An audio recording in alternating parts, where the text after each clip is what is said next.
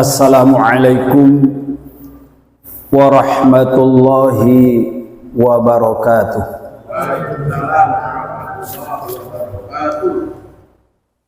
Alhamdulillahi rabbil alamin. Allahumma salli wa sallim wa barik ala Muhammad wa ala alihi wa ashabihi ajma'in. Amma ba'du. Qala Allah subhanahu wa ta'ala fil Qur'anil Karim. A'udzu billahi minasy syaithanir rajim. Fa khalafa min ba'dihim khalfun adha'us salata wattaba'us syahawat fasawfa yulqauna ghayya. Wa kama qala alam ya'ni lilladzina amanu an takhsha'a qulubuhum li dzikrillah wa ma nazala minal haqq. Shadaqallahul adzim. Bapak-bapak dan ibu-ibu jamaah salat maghrib maupun salat isya yang dirahmati Allah dan yang kami hormati, malam ini kita akan fokus membahas tentang gerakan-gerakan di dalam sholat yang tidak lebih dari 10 gerakan yang harus kita betulkan. Barangkali di antara kita ini ada yang masih posisi tubuhnya ketika melakukan gerakan sholat kurang pas, terutama tentang tumak ninahnya, juga tentang makna yang dikandung di dalam setiap gerakan. Karena sholat itu disebut juga ibadah ritual. Ini Pak Gus, sholat itu ibadah ritual.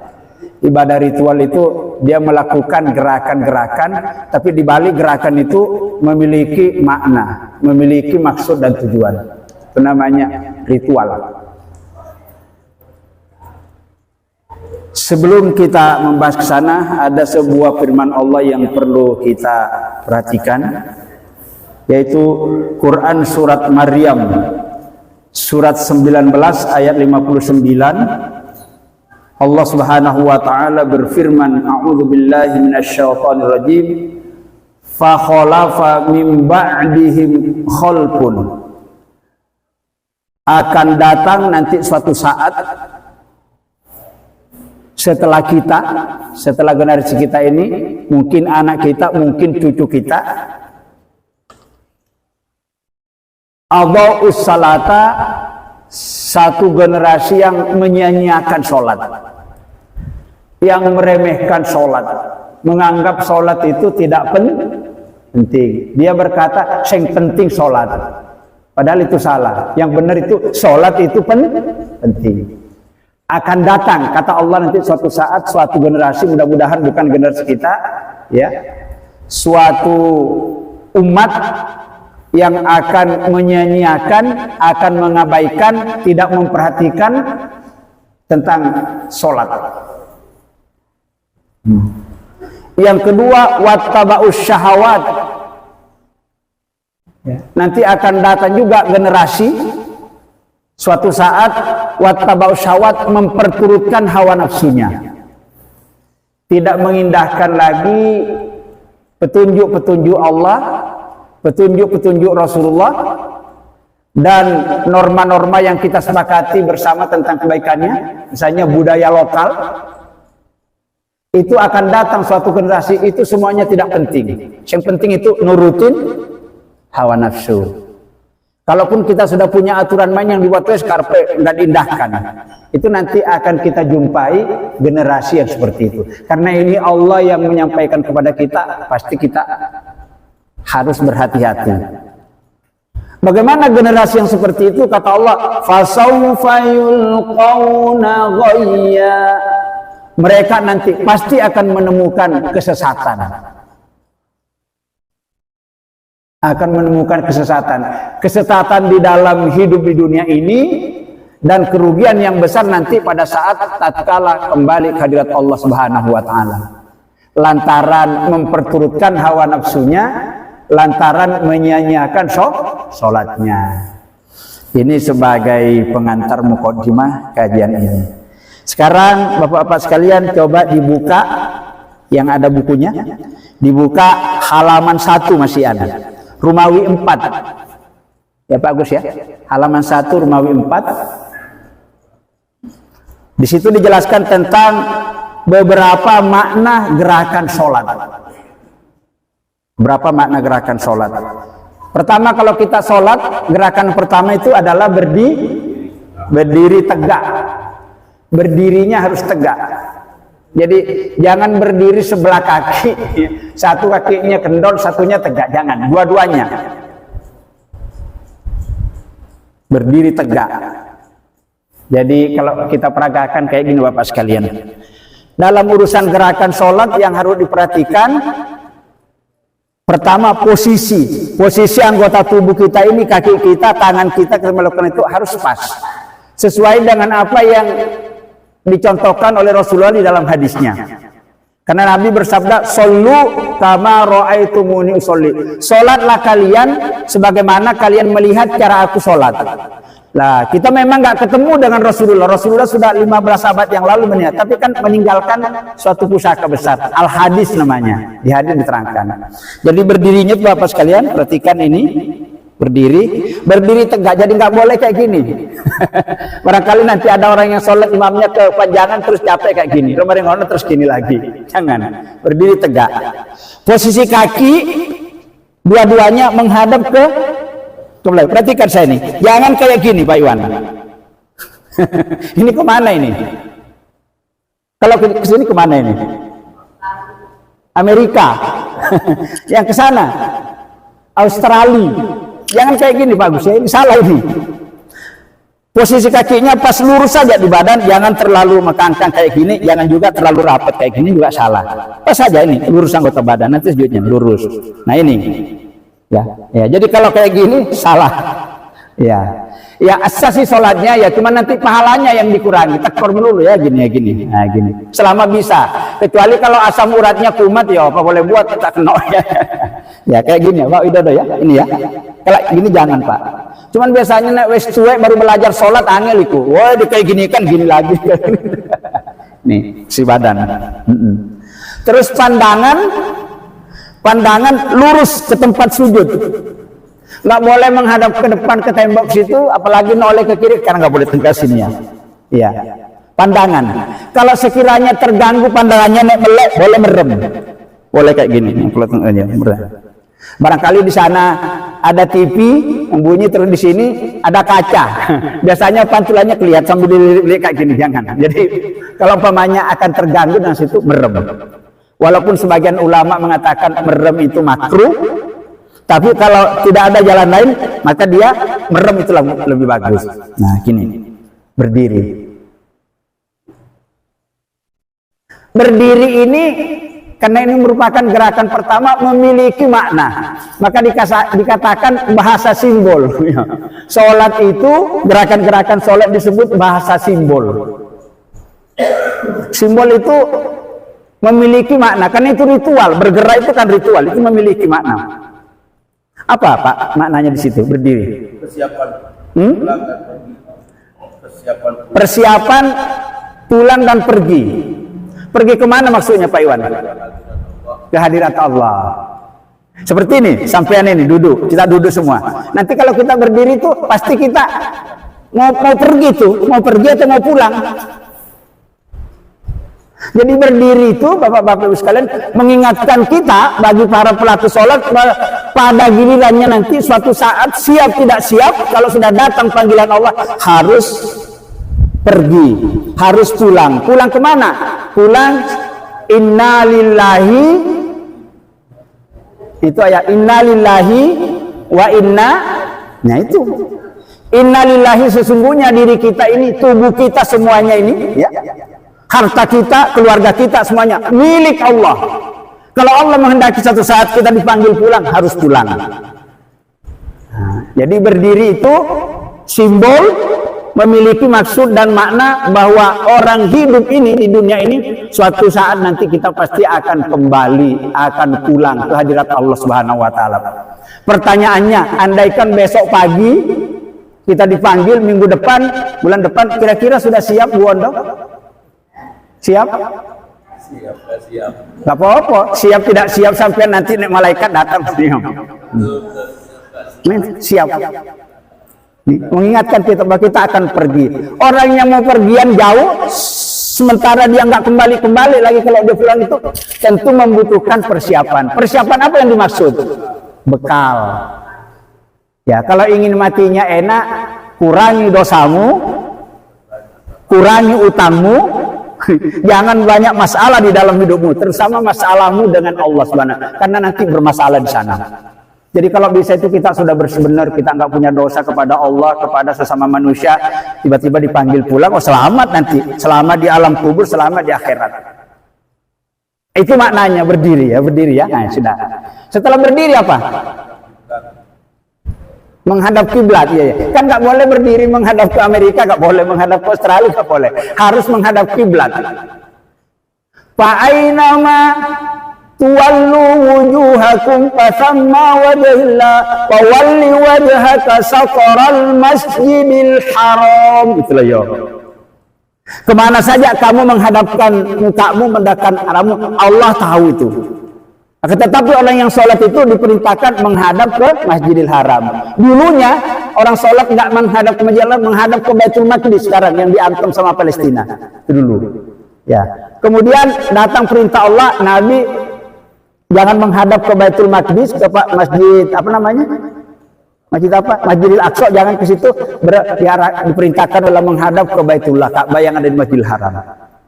Menghadap kiblat. Kiblat itu apa? Arah. Arah itu apa? Tujuan. Orang hidup perlu tahu nggak tujuannya? Apa tujuan hidup kita? Tujuan hidup kita apa, Bapak Ibu sekalian? Sesuai dengan doa sapu jagat itu loh ya. Rabbana atina fid dunya hasanah wa fil akhirati hasanah wa qina adzab. Itu tujuan hidup kita itu.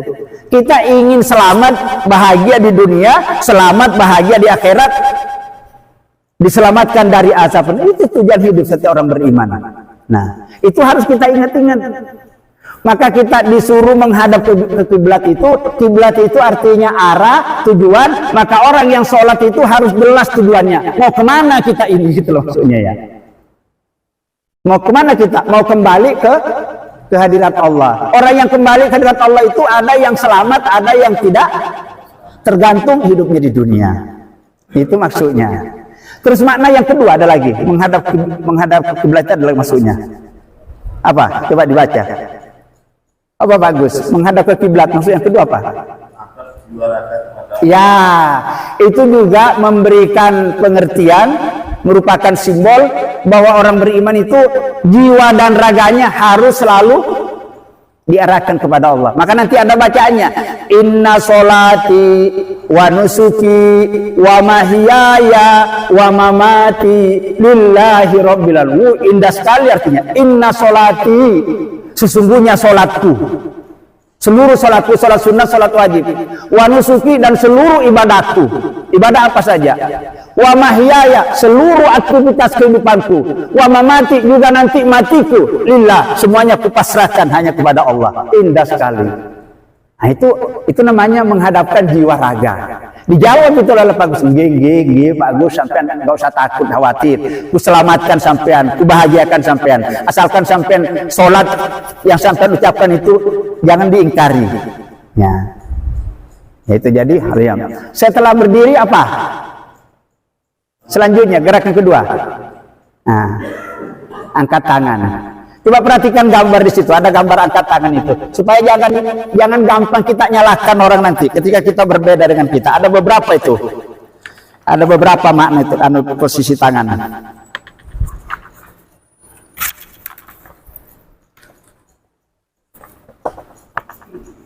Nah, termasuk nanti gambar orang sholat berjamaah ada semua nanti di sini. Ini. Nah. Nih. Ada 4 macam ini. Nah, ya. Pertama, setinggi dada. Astagfirullahaladzim. Pertama setinggi dada.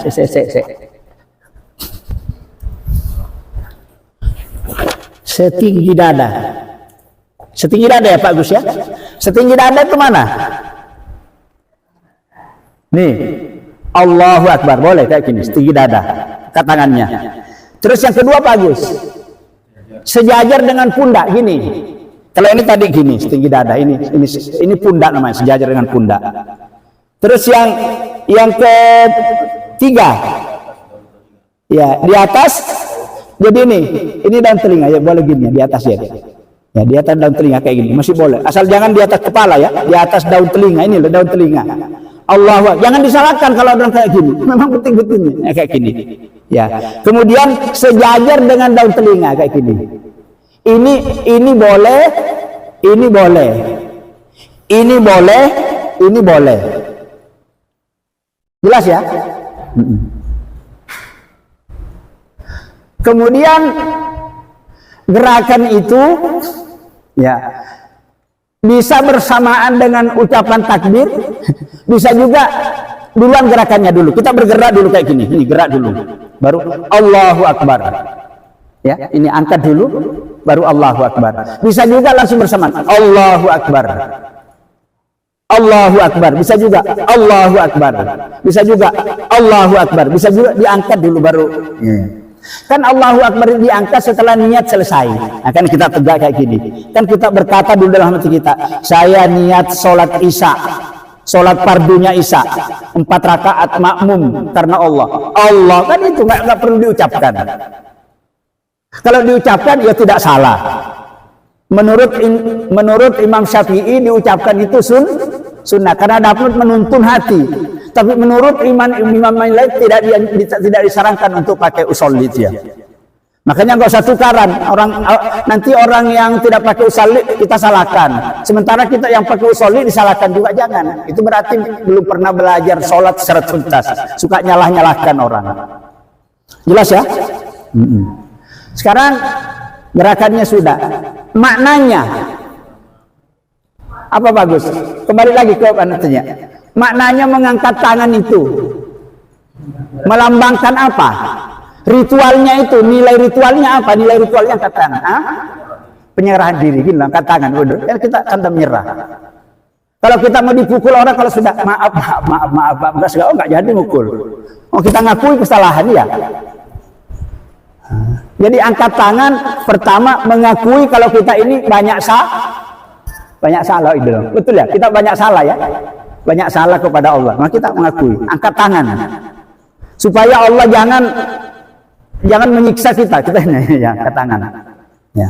Terus makna yang kedua, angkat tangan maknanya apa? Pasrah. Menyerah kepada Allah. Kalau kita sudah berhadapan dengan kehebatan, kekuasaan, kesempurnaan Allah itu, kita ini nggak ada apa-apanya. Maka angkat tangan diiringi dengan ucapan Allahu Akbar. Apa artinya Allahu Akbar?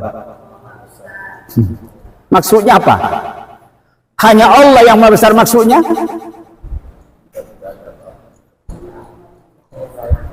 Kalau Allah maha besar itu jangan kita lawan. Sampean kecil mau melawan Allah, jangan ya. Kalau Allah kita lawan cuma begini kan Pak gini ya. Apa cara jawabannya gini? Begini kan Allah. Mati kita. Allahu Akbar itu Allah maha besar. Jangan dilawan. Orang yang melawan Allah contohnya itu disuruh melaksanakan perintahnya, suruh sholat gak sholat, suruh bersedekah berimpak gak berimpak, suruh belajar ngaji gak ngaji, diajak berzikir berdoa gak mau. Itu kan melawan Allah. Disuruh kok gak mau, berarti melawan Allah itu namanya. Awas kalau Allah kita lawan, awas. Makanya itu maksudnya Allahu Akbar. Ya Allah, sampean maha besar, aku ini kecil gak ada apa-apanya. Dengan demikian timbullah rasa tawadu kita Pak Gus. Tawadu itu apa tawadu? Tawadu itu lawan dari takabur. Bukan rendah diri. Rendah diri gak bagus rendah diri itu. Rendah hati. Lawannya sombong. Maka orang nek sholat terus masih sombong itu tandanya nggak paham makna takbirnya itu. Allahu Akbar, hanya engkau yang maha besar, aku kecil. Makanya kita ini jangan sombong, jangan merasa besar kepala, jangan merasa lebih ini. Walaupun kita ganteng, cantik, kaya, pangkatnya tinggi, kedudukannya, rumahnya bagus, kendaraannya, jangan sombong. Sombong nggak bisa masuk surga. Kita sudah mengaku kepada Allah waktu sholat, Allahu Akbar, hanya engkau yang besar ya Allah, aku ini nggak ada apa-apanya. Tapi ada nggak Pak Sodik, orang sholat kok masih sombong? Pak Widodo ada ya? Orang sholat, pelaku sholat kok masih sombong?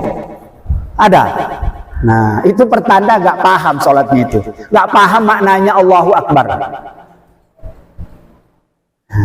Jadi ada berapa maknanya situ? Angkat tangan, angkat tangan. Angkat tangan tadi makna pertama angkat tangan. Penyerahan diri secara totalitas kepada Allah. Maka kita ucapkan biasanya setelah tahap itu wajjahtu wajhiya lilladzi fataras samawati wal arda hanifan musliman wa ma ana minal musyrikin. Wajjahtu, kuhadapkan jiwa ragaku, jiwa dan ragaku lahir batin kita hadapkan kepada Allah. Lilladzi fataras samawati, kepada Allah yang menciptakan langit dan bumi. Hanifan, dengan tulus ikhlas, musliman lagi penuh dengan kepasrahan. Luar biasa bacaannya Pak ya. Nanti kita peragakan tersendiri nanti bacaan di sini. Ya. Apa? Yang bunyi tahu?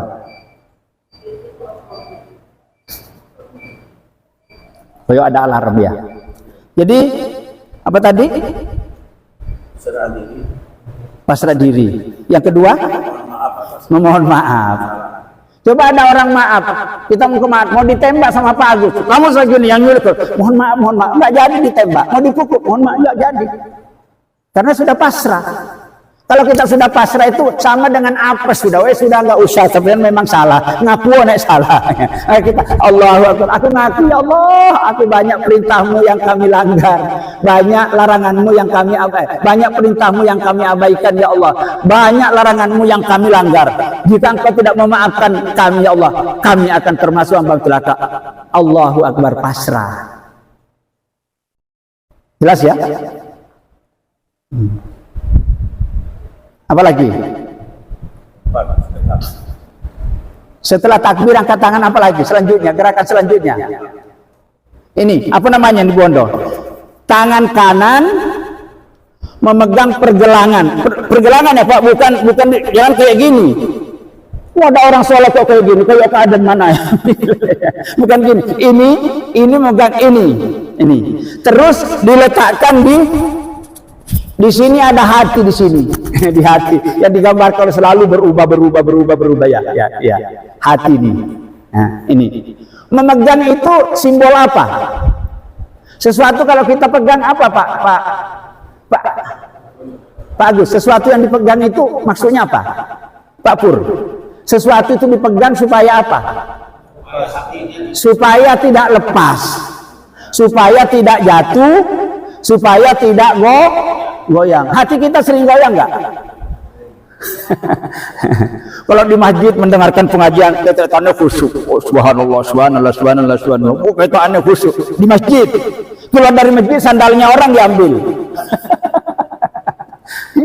Goyang berarti. Ya. Goyang. Selalu goyang di sini nih, hati nih. Maka kata Nabi, ala inna fil jasadi mudghaton, ketahuilah wahai seluruh manusia, di dalam diri manusia itu ada segumpal daging. Ibarat ini, entah yang dimaksud jantung atau rempelo kita nggak ngerti. Ada segumpal daging, nggak ketok.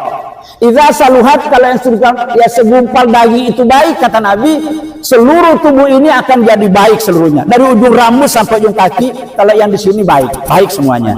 Tapi kalau yang di sini berpenyakitan, kena berbagai penyakit hati, seperti sombong, takabur, riya, medit, kikir, ini dia.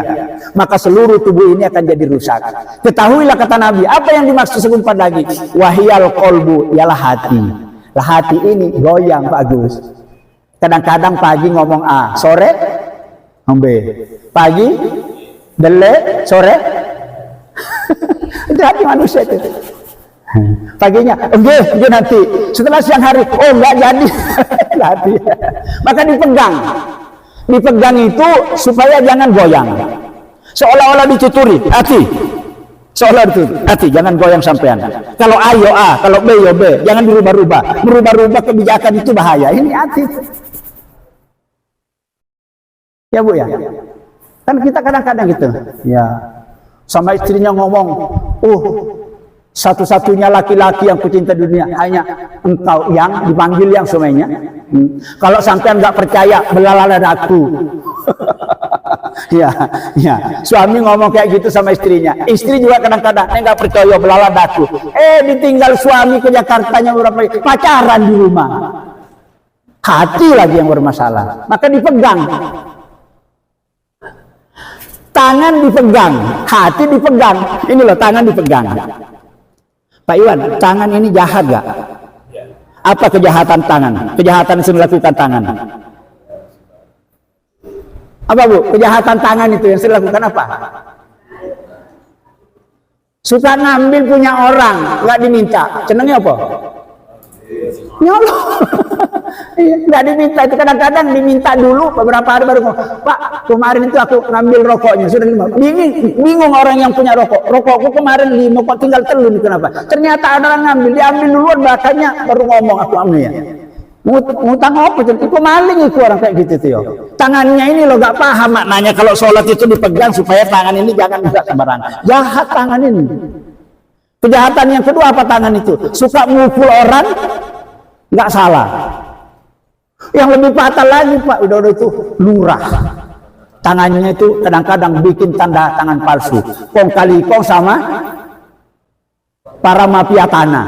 Wong tanahnya orang, warisan dari nenek moyangnya sudah 7 turunan dia gini. Kemudian karena dia suatu kong kali kong sama lurahnya sama tanah, bikin tanda tangan palsu. Tanahnya orang berhektar-hektar dimiliki. Apa nggak jahat tangan ini ya? Iya. Ada nggak orang sholat tangannya kayak gitu? Suka memalsu tanda tangan. Dosa nggak Bu Pak Iwan memalsu tanda tangan? Dosa. Bahaya tanda tangan. Makanya dipegang loh. Jadi sholat ini Pak bukan tidak ada maknanya, bukan kita jungkrak kayak gini. Maka orang tidak ngerti. Orang Islam kalau jungkrak gini, tidak ngerti. Ritual ini ritual, ada maksudnya. Sama kalau orang naik haji. Kenapa orang bertawaf mengitari Ka'bah 7 kali? Apa maksudnya itu kok mengitari Ka'bah? Ya. Kenapa orang bersa'i berlari-lari dari Bukit Safa ke Marwah 7 kali juga? Kenapa harus 7 kali? Apa maksudnya balang jumroh sebagai rukun haji? Apa maksudnya wukuf di Arafah? Ada maknanya. Maka wahai orang-orang yang mau berangkat umroh, belajar saya di situ baru ke sana. Supaya hajinya itu tidak. Tapi biasanya orang itu nggak belajar, langsung berangkat karena duitnya banyak. Belajar saya, ritualnya haji itu ada maknanya. Supaya hajinya mabrur nanti kalau pulang. Ada nggak haji tapi saya suka nyolong? Ada mondo ya. Haji tapi suka ngomong-ngomong yang kotor-kotor ada? Ada, tapi bukan orang yang dilontar. Ketawa. Orang mana biasa begitu? Sana orang apa namanya sana itu dekat Gunung Semeru itu apa itu? Paham ya? Kenapa hati dipegang? Kenapa tangan dipegang? Memegang itu apa tadi? Simbol diikat supaya tidak goyang, supaya tidak jatuh, supaya tidak lari kemana-mana. Itu maksudnya. Nah, sedekap. Seterusnya setelah sedekap, ruku. Nah, ruku itu kalau bahasa Indonesia membungkuk. Ruku namanya ruku. Perhatikan posisi tangan ini. Ada teori jawab. Perhatikan saya. Ada nggak gambarnya di situ? Coba dibuka gambarnya. Ya itu halaman 4.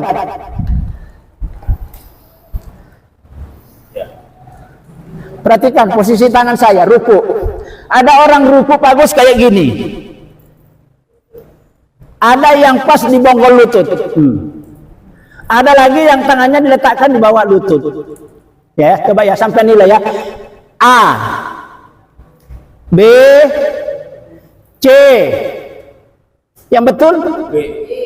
A apa B? Kalau A kayak gini, nggak lurusin. Coba lihat itu gambarnya, lurus itu. Andaikan ditaruh neker di atas ini nggak jatuh tuh, saking lurusnya. Ini loh, lihat, lurus nih, kayak gitu. 180 derajat, pas lurus ya. Jadi kalau kayak gini, ini taruh di atas, nggak lurus ini. Kalau kayak gini coba lihat. Nah, terus kepala juga ini lurus, kepala lurus. Kalau kayak gini, ya.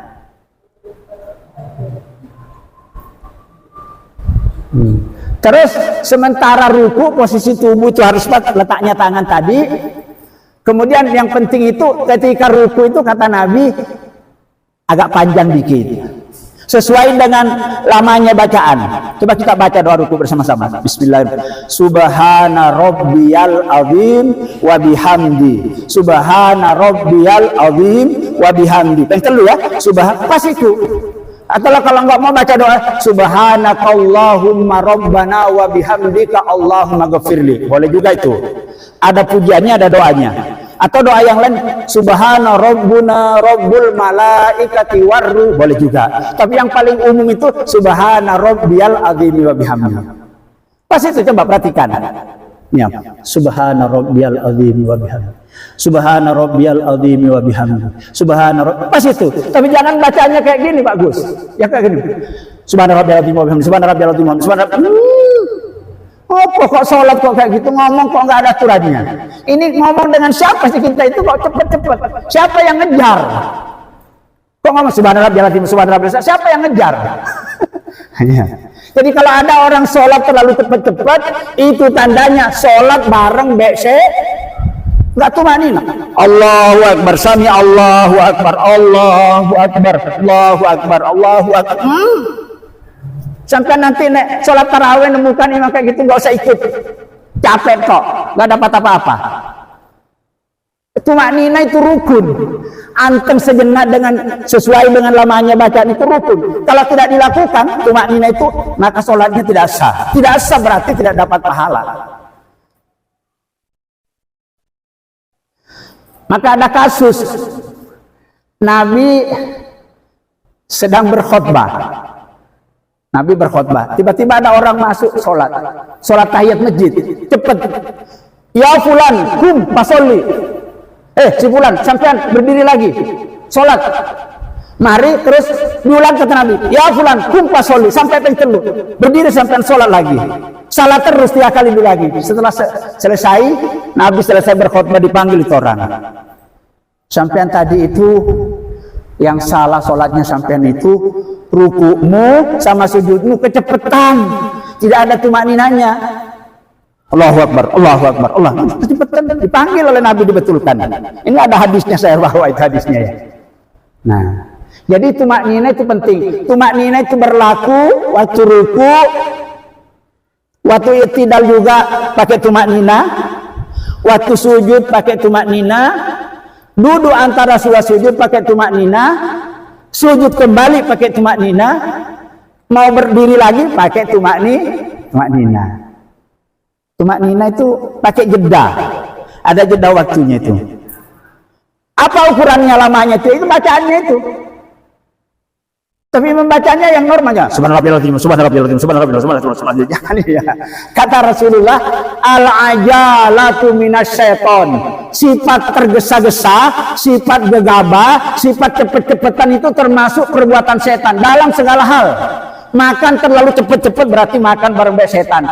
Berjalan cepet-cepet berjalannya bareng setan. Sholat terlalu cepet-cepet berarti sholatnya bareng setan. Itu Nabi yang ngomong. Makanya nggak khusyuk karena setan dibawa masuk. Nah, alhamdulillah kita bisa belajar bersama-sama kayak gini. Ya, itu maksudnya ruku, itu maknina. Ya gini. Jadi pas ya gerakannya tadi ini, A salah, C salah, yang betul B kayak gini. Maknanya ruku. Sekarang maknanya apa maknanya? Ritual, ruku itu ritual, memiliki makna dan maksud apa?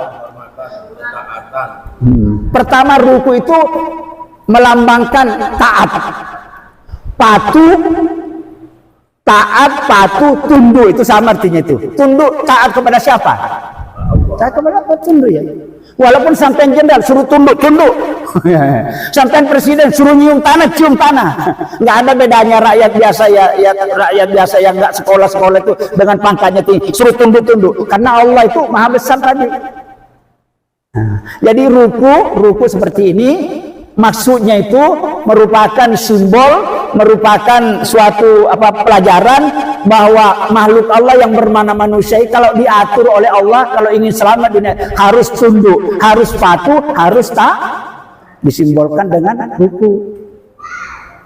Kalau kita biasa lewat di depannya ada orang yang terhormat, kalau saya gini, ya, misi. Bahkan kalau di Solo, di Jogja itu, kalau ada orang duduk kayak gini, jangan berdiri kayak gini. Dibilangin kurang ajar Pak Gus kalau di Solo kayak gini. Kalau kayak gini ya nggak cukup. Bagaimana orang Solo itu kalau ada orang gini naik jalannya? Harus ikut budaya lokal. Ini kalau ngomong gitu dibilangin kurang ajar.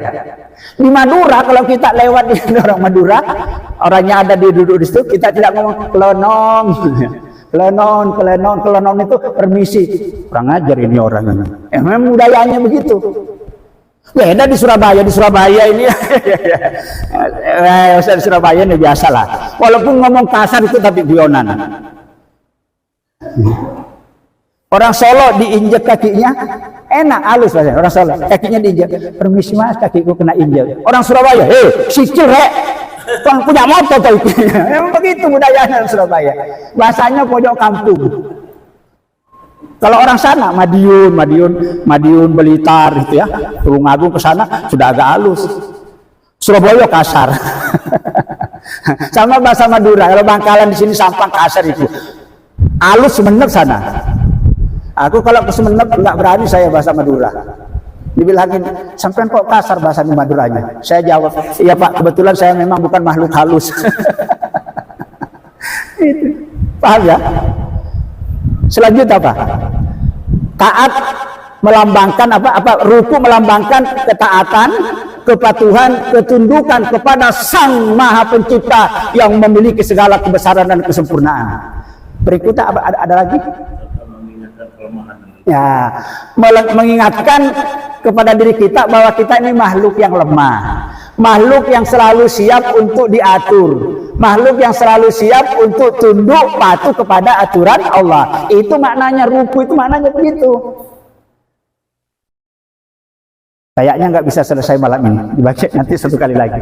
Monggo, barangkali ada yang mau nambahin. Kalau berlebihan monggo dikurangi, kalau belum jelas monggo kita tanyakan. Berapa nomor di situ? 10 baru 5. Ya satu kali lagi nanti ya. Nggak bisa sekaligus.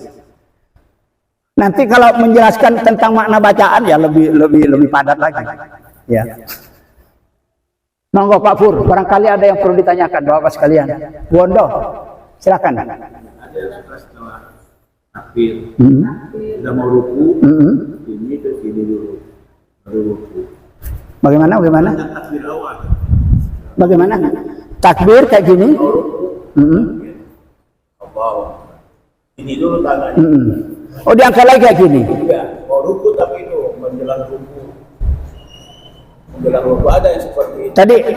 Tadi kan tangannya gini, terus mau ruku diangkat gini. Ya memang begitu yang benar.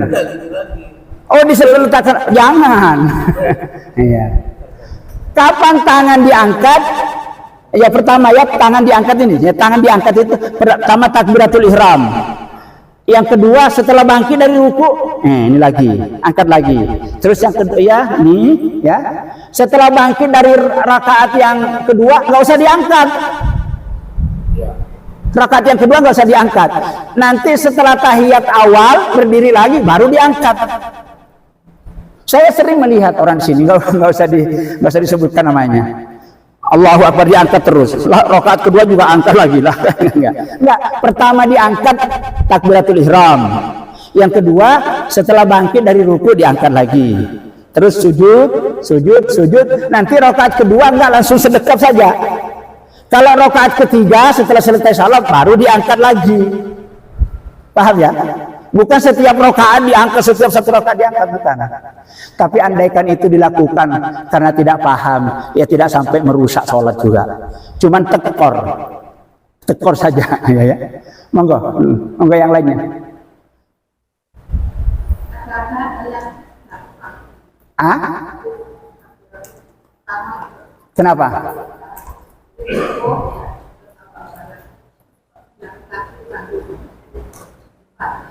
Ada ya. Itu juga ya nggak pas itu. Seperti ini posisi tangannya. Ini, perhatikan ini. Posisi tangan. Allahu Akbar. Ada loh yang kayak gini. Allahu Akbar. Bener nggak ini? Posisi tangannya nih Pak Pur. Allahu Akbar. Betul nggak? Perhatikan ini. Allahu Akbar. Allahu Akbar. Bener nggak ini? Di mana salahnya? Kurang kayak gini. Ya oke. Terus begini, benar nggak ini? Menghadap ke pipi, tak jari-jarinya menghadap ke pipi. Allahu Akbar. Allahu Akbar gini lah. Nggak menghadap ke kiblat, mestinya begini. Itu loh tadi gambarnya itu. Begini ya, begini. Jangan begini.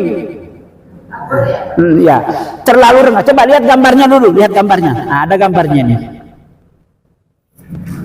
Ini yang dibawa. Ini. Ya, besok kalau punya buku dibawa ya. Kalau nggak bawa buku agak kesulitan.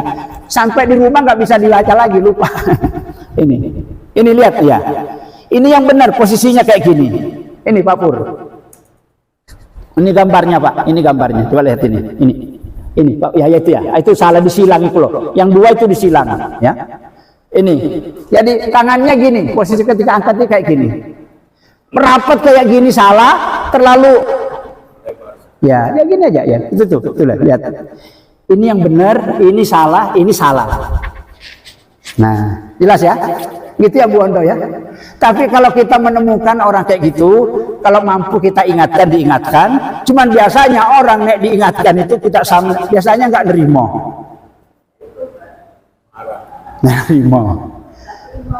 Saya ikuti pengajiannya Mama Dede itu loh, Mama Dede. Ada yang bertanya gini, Mak, kalau kita mendengarkan orang baca Quran salah harus dibetulkan. Iya, cari Mama Dede. Wajib sampean orang salah, sampean mendengar gak dibetulkan, dosa sampean. Cari Mama Dede. Terus orang boleh bertanya, tapi pernah Mak saya ingatkan, terus aku nggak disopo orang itu yo. Iya, berarti nggak nerimo diingatkan. Ya kalau itu terpulang kepada pribadiannya. Mungkin bahasanya yang sampean ketika mengingatkan itu kasar. Langsung nyalahkan orang itu biasanya tersinggung. Apalagi kalau kita sesama orang tua. Maka yang paling bagus dulu saya pernah ngomong sama almarhum Pak Andang, kalau sampean kita ngaji kayak gini mau menanyakan seseorang, karena di sini mungkin orangnya suka sholat, jangan ditunjuk hidungnya. Pak Sodik itu lah Pak contohnya, marah. Ya. Kita bagaimana Pak kalau ada orang yang sholat seperti ini? Kalau bisa jangan bilang di jamaah Masjid Al-Muhajirin, jamaahnya Masjid Sabilillah, ya gak apa-apa, bujuk-bujuk dikit. Tujuannya supaya tidak tersinggung. Kalau sampai nanya, ada Pak orang sholat gitu? Ada, sopo Pak Iwan. Oh, berarti saya nggak enak perasaannya ya. Nah ini perlu ya. Itu mungkin tadi marah itu caranya menyampaikan Mbak Tut. Oh nek salah itu nanti bisa begini, ya apa? Kerap ayo keluar, ya. makanya nyalahkan orang itu harus bijaksana. Banyak orang tukar itu kan gara-gara omongannya kasar. Oke, ada lagi yang lain? Pak Pur silakan. Kami pegang tangan Pak, akan pegang hati. Kita sudah sedekap hati saya tetap kemana-mana. Ya itu. Kenapa? Pertanyaannya apa? Berarti maknanya sedekap itu. Iya, sedekap itu dari Pak Pur tadi salah satu maknanya hati supaya tidak goyang, supaya tidak lari kemana-mana. Tapi sudah dipegang kok saya masih lari kemana-mana. Ya. Di mana? Kurang rapat apa kurang apa? Ya nggak cocok. Memegang sedekap di sini kan tadi simbol merupakan bahwa hati itu supaya jangan lari kemana-mana. Cari Pak Pur sudah dipegang kok masih lari kemana-mana hatinya. Pasti ada yang salah. Di mana kira-kira letak salahnya? Maknanya sedekap itu kan memang nggak bisa pegang hati. Gimana? Nggak bisa? Kita nggak bisa mengungkap hati. Iya. Kan simbol, bukan sebenarnya bahasa simbol.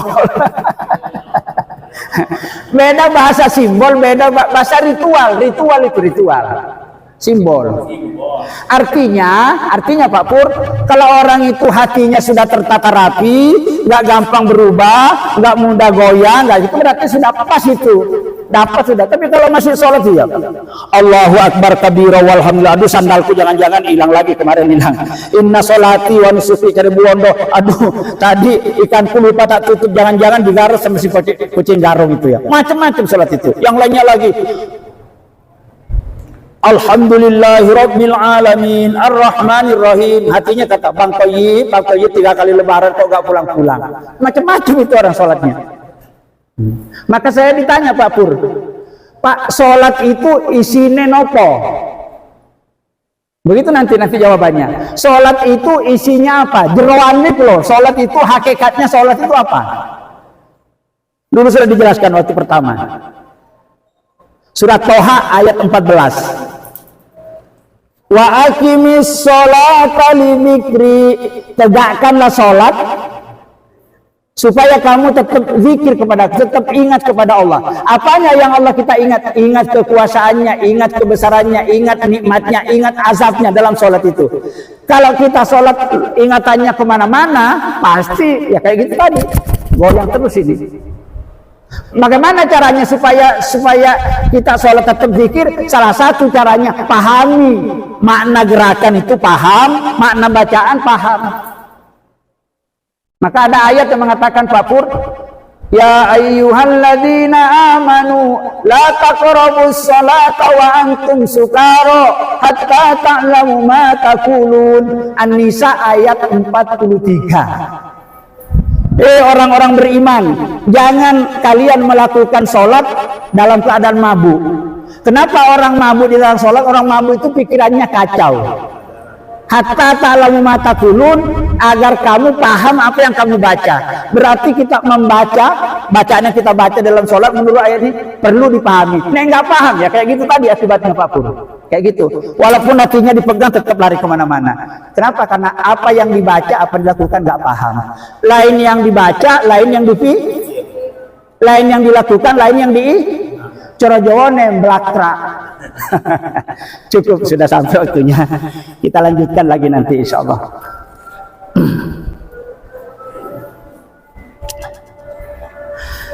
Bapak dan Ibu sekalian, jamaah yang dirahmati Allah dan yang kami hormati, karena waktu sholat telah memanggil kita untuk melaksanakan sholat isya dengan berjamaah, bijaksana kiranya kalau kajian tentang panduan pelatihan sholat khusyuk ini kita cukupkan sampai di sini.